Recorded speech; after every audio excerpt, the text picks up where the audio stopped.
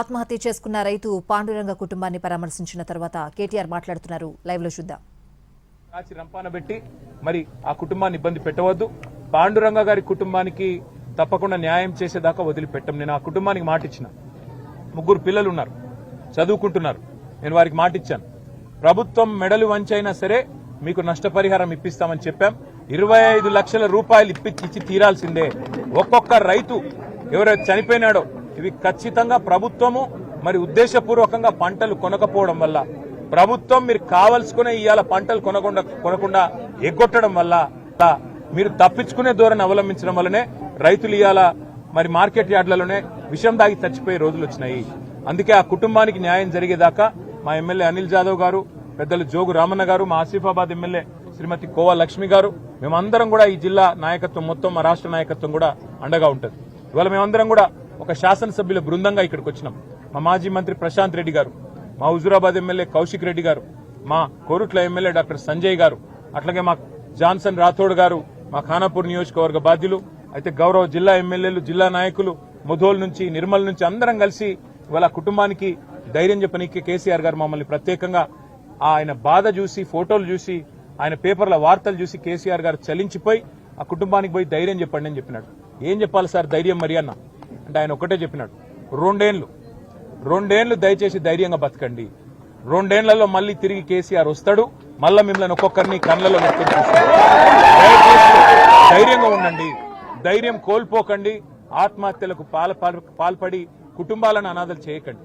ఎందుకంటే మేము వస్తాము పోతాం, సుట్టపుసుపుగా ఒక్కరోజు వచ్చిపోతాం, కానీ ఆ కుటుంబం మళ్ళా మొత్తం అనాథ అయ్యే పరిస్థితి వస్తుంది. కాబట్టి దయచేసి రైతన్నలు ఎక్కడున్నా రాష్ట్రంలో ప్రభుత్వం పంటలు కొనకపోతే కాళ్ళు పట్టుకోకండి, కాలర్ పట్టుకోండి, నిలదీయండి, మీకు మేము అండగా ఉంటాం. రోడ్డు ఎక్కకండి, కాంగ్రెస్ వల్ల ఇంటి ముంగట కూర్చోండి. ఏమాయే మాటలు ఎక్కడ పోయినాయని అడగండి. 15,000 రైతు భరోసా ఎడబాయ్, 500 బోనస్ ఎడబాయ్, నువ్వు చెప్పిన మాటలు ఎక్కడబాయ్ అని నిలదీయాలి. అవసరమైతే మీ ఎంబడ మేము నడుస్తాం. కానీ ప్రాణాలు తీసుకొని మీ పిల్లల ప్రాణాలు, మీ కుటుంబాన్ని అలా అనాథ చేస్తే మేమేదో సుట్టపుసూపుగా వచ్చిపోతాం, కానీ తర్వాత వాళ్ళు అవస్థపడతారు. కాబట్టి దయచేసి మీరెవ్వరు కూడా దయచేసి ఇట్లాంటి తీవ్రమైన నిర్ణయాలు తీసుకోవద్దని, రాష్ట్ర ప్రభుత్వం ఖచ్చితంగా చనిపోయిన ప్రతి రైతు కుటుంబానికి పాండురంగ గారి కుటుంబంతో సహా 25 లక్షల రూపాయలు ఖచ్చితంగా ఇవ్వాలి, ఇచ్చి వాళ్ళని ఆదుకోవాలి. చదువుకునే పిల్లలుంటే అవసరమైతే వాళ్ళకి ప్రత్యేకంగా ఉద్యోగం ఇవ్వాలి. ఎందుకంటే నువ్వు ధాన్యం కొనక, నువ్వు లంచం సిస్టమ్ పెట్టి, క్వింటాల్కి 50 రూపాయలను పెట్టి, లారీలో ఎక్కించేందుకు లంచం, దించేందుకు లంచం, ఆఖరికి సంచులు ఇయ్యవు, బార్దాని ఇయ్యవు, సుతిలు ఇయ్యవు, ఏది ఇయ్యవు. ఇవాళ ఆఖరికి మంచిలు లేవు ఎండాకాలంలో మార్కెట్ యార్డ్లలో. ఇటువంటి గోసబుచ్చుకొని ఇవాళ నువ్వు రైతుల ప్రాణాలు తీసుకుంటే అవి ఖచ్చితంగా ప్రభుత్వం చేయించిన హత్యలే, నువ్వు చేయించిన హత్యలే రేవంత్ రెడ్డి. అందుకే వాళ్ళని ఆదుకునే బాధ్యత, ఆ కుటుంబాలను అండగా నిలబడాల్సిన బాధ్యత రాష్ట్ర ప్రభుత్వం మీద ఉన్నది. 25 లక్షల రూపాయలు ఒక్కొక్క కుటుంబానికి ఇచ్చి తీరాలే, ఇవ్వకపోతే వదిలిపెట్టాం. రైతులకు కూడా మేము చెప్తా ఉన్నాం, బోత్ నియోజకవర్గంలో అండగా ఉండండి. ఎక్కడ ఏ రైతు కుటుంబం కష్టంలో ఉంటే ఒక కాకికి కష్టం వస్తే అన్ని కాకులు చాలుతాయి. అట్లనే మనం కూడా దగ్గర ఉండి కష్టపడి వాళ్ళని కాపాడుకుందాం.